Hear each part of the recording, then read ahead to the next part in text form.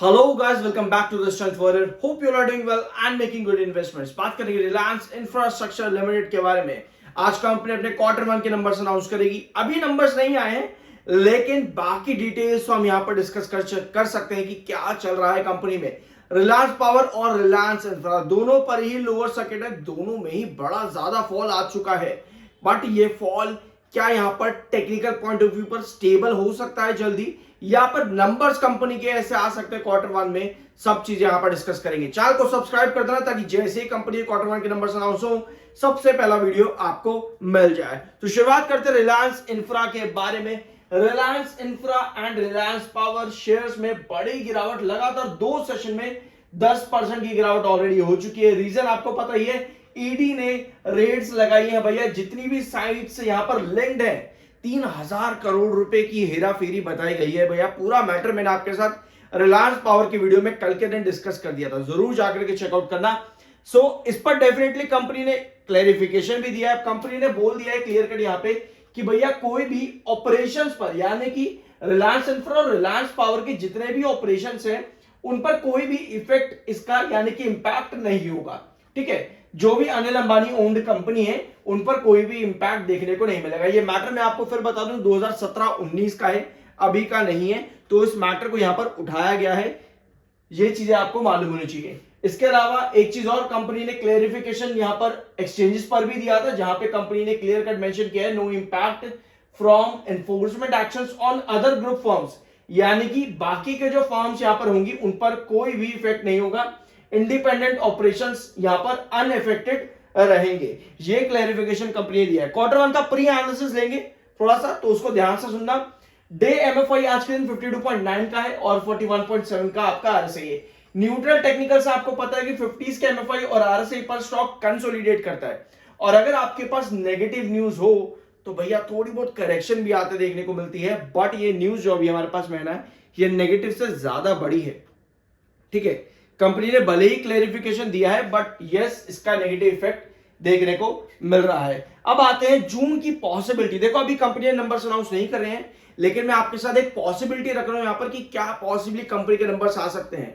ठीक है, तो शुरुआत करें। सब्सक्राइब कर देना ताकि जैसे ही क्वार्टर वन के नंबर्स आए तो आपको सबसे पहले नोटिफिकेशन मिल जाए। तो कंपनी के सेल्स यहां पर देखेंगे 2022 में जून में कंपनी ने 6172 करोड़ के सेल्स दिए थे, और मार्च के कंपैरिजन में जून का क्वार्टर कंपनी का बहुत स्ट्रॉन्ग रहा था। कितना? लगभग 2000 करोड़ के ऊपर कंपनी के सेल्स हुए थे मार्च के कंपैरिजन में जून 2022 में। तो भैया यहां आपको नजर आया कि जून का क्वार्टर कंपनी का स्ट्रॉन्ग रहता है कंपैरिजन विद मार्च।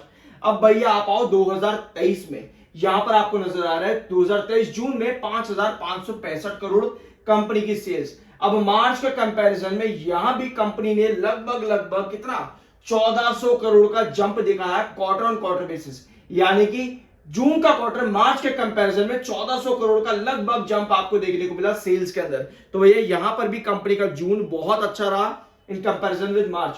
अब भैया 2024 में भी आपको क्लियर कट नजर आ रहा है कि जून का क्वार्टर कंपनी का यहां पर भी बहुत स्ट्रॉन्ग रहा 7193 करोड़ के सेल्स के साथ, और जो कि मार्च के कंपैरिजन में लगभग आपको यहां पर दिख रहा है 2500 करोड़ के आसपास का जंप है, 2500 करोड़ के आसपास का जंप है आपका quarter on quarter basis in comparison with March in June 2024।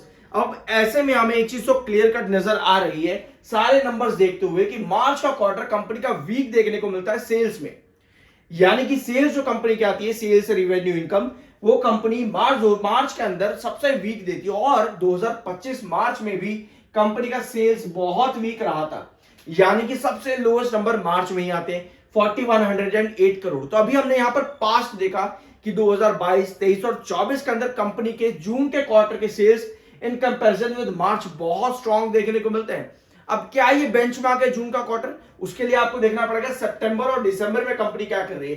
तो कहीं ना कहीं सितंबर एक बेंचमार्क है और जून भी एक बड़ा बेंचमार्क है मार्च के कंपैरिजन में। ठीक है, मार्च के कंपैरिजन में जून भी एक बेंचमार्क है, बट सितंबर जून के कंपैरिजन में एक बड़ा बेंचमार्क है। तो भैया जून का क्वार्टर मार्च के कंपैरिजन में अच्छा आ रहा है पास्ट 3 साल के अंदर। तो भैया ये पॉसिबिलिटी बन जाती है कि यस मार्च जून 2025 में भी कंपनी के सेल्स बढ़ते देखने को मिले आपके क्वार्टर ऑन क्वार्टर बेस पर, इसकी पॉसिबिलिटी बन जाती है। ये एजम्पशन है कि क्या पॉसिबली कंपनी नंबर दे सकती है। अभी कंपनी ने नंबर अनाउंस नहीं किए, जैसे मैंने वीडियो की शुरुआत में आपको बता ही दिया था।